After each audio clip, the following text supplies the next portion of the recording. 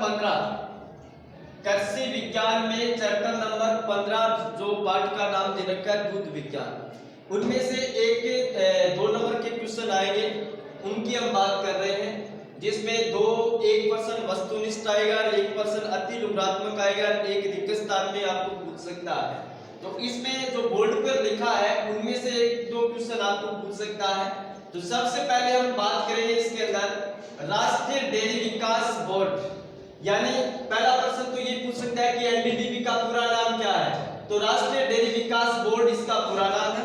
इसकी जो स्थापना हुई वो 1965 के अंदर हुई थी और इसका जो मुख्यालय खोला गया था वो आनंद गुजरात के अंदर खोला गया था। ठीक है, तो इस बात को याद रखें। मुख्यालय के बारे में प्रश्न पूछ सकता है कि एनडीडीबी का मुख्यालय कहाँ स्थित है, तो आनंद गुजरात के अंदर स्थित है।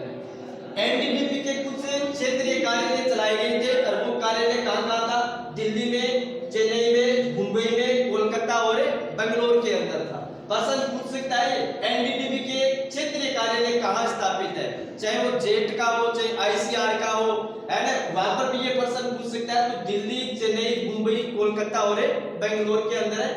ठीक है, उसके बाद में इस एनडीडीबी को संसार की सबसे बड़ी डेयरी योजना माना गया है, यानी संसार की सबसे बड़ी डेयरी योजना है ये एनडीडीबी है वो, और भारत में इसे ऑपरेशन फंड के नाम से जाना जाता है। प्रश्न पूछ सकता है कि भारत में ऑपरेशन फंड के नाम से किसको जाना जाता है, तो आपको बताना होगा एनडीडीबी को। किसको माना जाता है, एनडीडीबी को, राष्ट्रीय डेयरी विकास बोर्ड को माना जाता है। ठीक है, उसके बाद में देखिए भारतीय डेयरी निगम की जो स्थापना हुई थी वो 1970 में हुई। प्रश्न सीधा पूछ सकता है कि भारतीय डेयरी निगम की स्थापना कब हुई, तो 13 जनवरी 1970। 13 जनवरी 1970 याद रखना है, इसको प्रश्न पूछ सकता है। उसके बाद में हम बात करें श्वेत क्रांति, और श्वेत क्रांति का जो जनक है उसका नाम है वर्गीज कुरियन। क्या नाम है उसका, वर्गीज कुरियन। और ये क्यों चलाई गई श्वेत क्रांति का मतलब ये था कि डेयरी में अपना देश क्या बने, आत्मनिर्भर बने, कि दूध के मामले में हम प्रथम स्थान पर जाए। जो आज हम विश्व के अंदर अपना देश है वो क्या है, जो दूध उत्पादन में प्रथम स्थान पर है, अपना राजस्थान है वो दूसरे स्थान पर है। ठीक है, इसी का कारण है। इसका जनक पूछे तो वर्गीज कुरियन है। ठीक है, उसके बाद में ऑपरेशन फंड चलाया गया था। ऑपरेशन फंड को 3 चरणों में चलाया गया, जिसमें प्रथम चरण था 1970 से 75 तक चलाया गया, और उस समय जो दूध की उपलब्धता थी 1970 में वो 105 ग्राम प्रति व्यक्ति थी, और इसमें बढ़ा करके 122 ग्राम, प्रथम चरण के अंदर 122 ग्राम हो गई थी। ठीक है, उसके बाद में दूसरा चरण 1 जुलाई 1978 में 1985 तक चलाया गया। तीसरा चरण 85 के बाद 93-94 तक चलाया गया इनको। तो ये तीनों चरण प्रश्न पूछ सकता है कि ऑपरेशन फंड की कितने चरणों में चलाया गया। 3 में पहला चरण कब चलाया गया, दूसरा कब चलाया गया, तीसरा कब चलाया गया। इस प्रकार के प्रश्न आपको पूछ सकता है। उसके बाद में ये ऑपरेशन फंड से जो वंचित जो क्षेत्र था उन क्षेत्रों के अंदर एक योजना चलाई गई थी। उस योजना का नाम था आईडीडीपी। क्या नाम था, आईडीडीपी। ठीक है, इसका पूरा नाम भी एक बार प्रश्न पूछा गया है।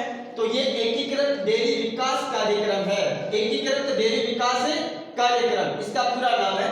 इसका उद्देश्य क्या था इस योजना का चलाने का, जो ऑपरेशन फंड से जो वंचित जो क्षेत्र था, ऑपरेशन फंड से जो वंचित जो क्षेत्र था उन क्षेत्रों के अंदर इसको चलाया गया। और वो क्षेत्र कौन सा था, पहाड़ी और पिछड़ा जो क्षेत्र, यानी पहाड़ी जो क्षेत्र था या जो पिछड़ा जो क्षेत्र था वहां पर इसको चलाया गया था।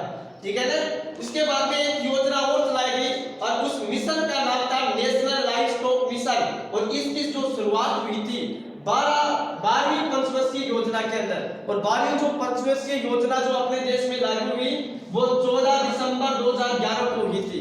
और इसका भी मूल उद्देश्य क्या था कि पशुओं हेतु दाना और चारा इनको क्या करना, बढ़ावा देना। तो प्रश्न पूछे आपको कि नेशनल लाइवस्टॉक मिशन की शुरुआत कब की गई, तो 12वीं पंचवर्षीय योजना की गई। और इसका मुख्य उद्देश्य क्या था, पशुओं की खातिर दाना और चारा वगैरह उनको क्या करना, बढ़ावा देना। ये इसका मुख्य उद्देश्य था। इनको अच्छी तरीके से याद करें आप इनको। अब इसके साथ में देखो इस यानी ये नेशनल लाइवस्टॉक मिशन के अंदर इसका मुख्य उद्देश्य ये भी था, इस योजना के अंदर कुछ बीमारियां थी, उन बीमारियों का नियंत्रण करना, यानी उस बीमारियों का क्या करना, नियंत्रण करना, राष्ट्रीय इसी योजना के तहत चलाया गया। किसी योजना? नेशनल लाइवस्टॉक मिशन जो योजना है उसी के तहत इनको चलाया गया था। और वो रोग कौन कौन से थे? FMD, PPR, ब्रुसेलोसिस और CSF क्लासिकल सवाइल जबर, जिनको पूरा नाम होता है